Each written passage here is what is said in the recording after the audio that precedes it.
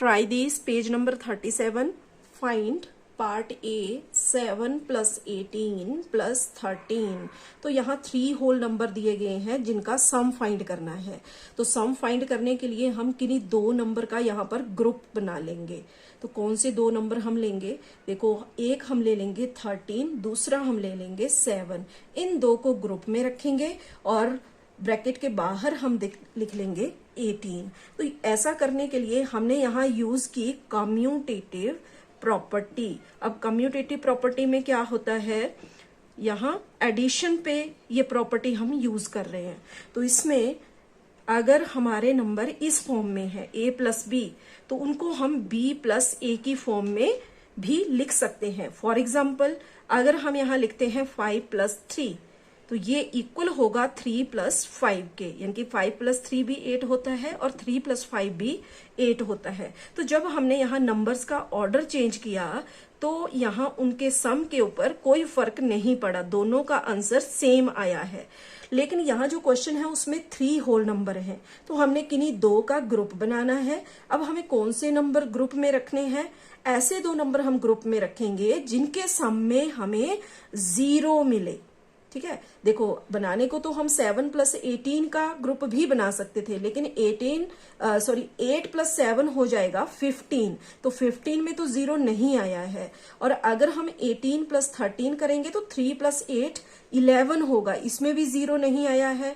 तो इसलिए यहां पर ग्रुप बन जाएगा 7 प्लस 13, क्योंकि 7 प्लस 3 करने पर हमें मिल रहा है 10 और इसमें 0 आ रही है।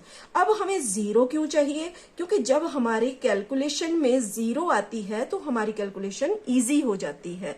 तो इसलिए हमने यहाँ पर 7 प्लस 13 का ग्रुप बना लिया। तो 13 प्लस 7 ये हो जाएगा 20, जो ग्रुप में था पहले वो सॉल्व किया, प्लस 18। अब नेक्स्ट स्टेप में 20 प्लस 18 इजी हो गया 38। तो इस तरह हमने कम्यूटेटिव प्रॉपर्टी को यूज करते हुए यहाँ पर सम फाइंड कर लिया। अब आगे इसका पार्ट बी गिवन है 16 प्लस 12 प्लस 4।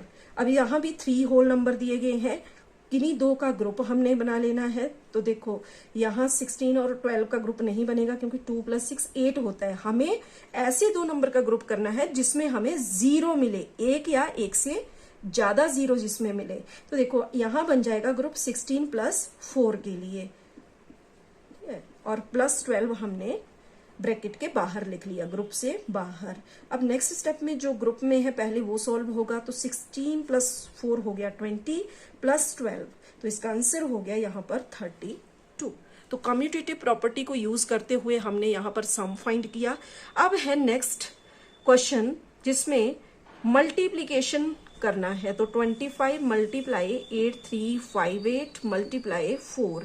तो यहाँ पर भी 3 होल नंबर है, लेकिन यहाँ हमें मल्टीप्लीकेशन करना है। तो देखो, यहाँ हम यूज करेंगे associative property, using associative property. तो देखो, यहाँ मल्टीप्लीकेशन में भी हम ग्रुपिंग करेंगे और नंबर का, देखो किस तरह से ग्रुपिंग करने के लिए हमें कोई ऐसे 2 नंबर लेने हैं।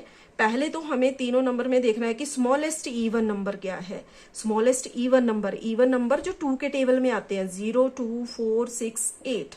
तो जिनके वंस प्लेस पर इनमें से कुछ नंबर है वो इवन नंबर कहलाएगा।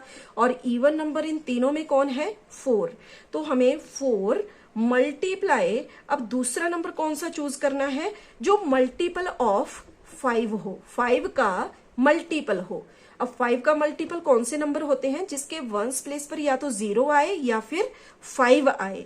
तो देखो, यहाँ पर मल्टीपल ऑफ 5 है 25। तो इन 2 नंबर का हमने ग्रुप बना लेना है और तीसरा जो नंबर रहेगा वो ब्रैकेट से बाहर आ जाएगा।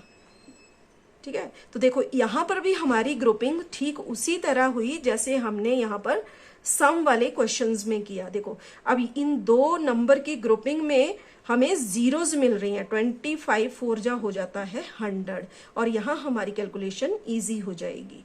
तो देखो, अब हमें ज्यादा कैलकुलेशन नहीं करनी पड़ेगी। देखो, यहाँ पर 1 है और यहाँ पर ये है 8358।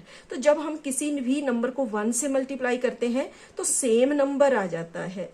ठीक है, तो इसलिए यहाँ अगर हम 1 से इस नंबर को मल्टीप्लाई करेंगे तो ये वापस सेम नंबर यहाँ आ जाएगा।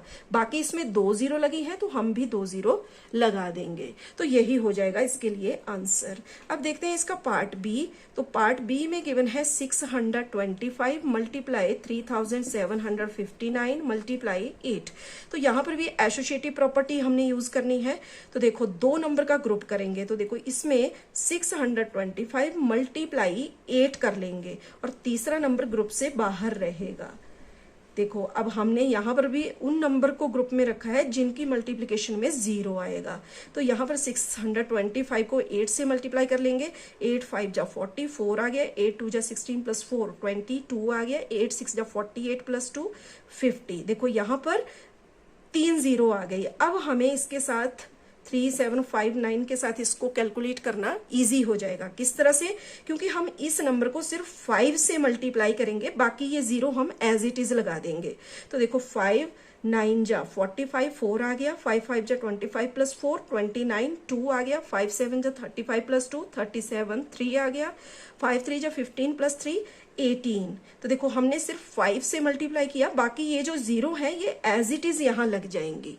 ठीक है, तो इस तरह से यूजिंग प्रॉपर्टी हम अपनी कैलकुलेशन को इजी कर लेते हैं।